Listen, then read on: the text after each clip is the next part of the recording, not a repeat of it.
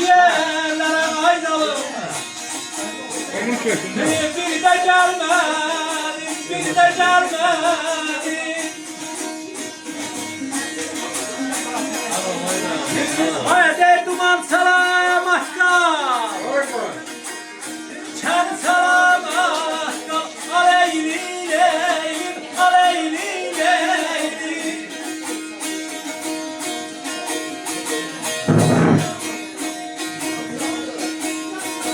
Yayladır arkamda su sefrey. Köyde bulutlar leylim leylim.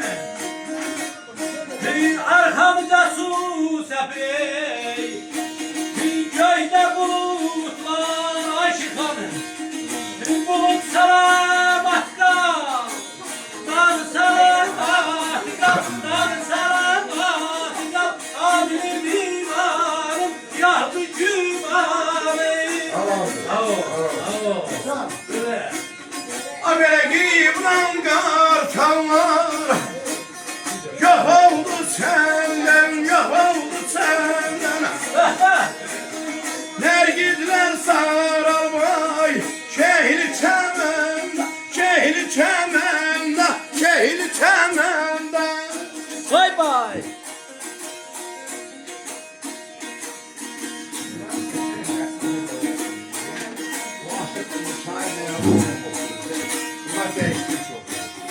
Ayağına göz ver geç, abalam, abalam, abalam, arkayda senden.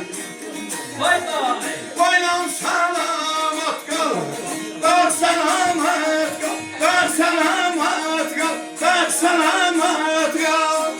Sağ ol Ayıp baba. Allah Sağ ol Ayıp baba. Sevdiklerine göre. Gel, bu karızaların aydalarını. Karıza sen, karıza sen. Hayri bereketini, şehri de sen, şehri de sen. Duman salamat kal, dağ salamat kal, aleyli leylim, aleyli leylim.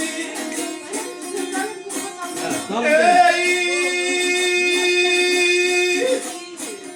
alma değme heyve, değme nardim, balam nardim. Aha! İlmi gel bir beyba, paya yardim, senem yardim, ay gülüm yardim, ay gülüm yardim. Dağları görəndə mənim səsim açılır. Burayda olan yesem oldu. Dede şemkiriyadır ki, zamanlıkta bir menzile yol aldın. Menden yabaq gəlib çatdı qocalıq.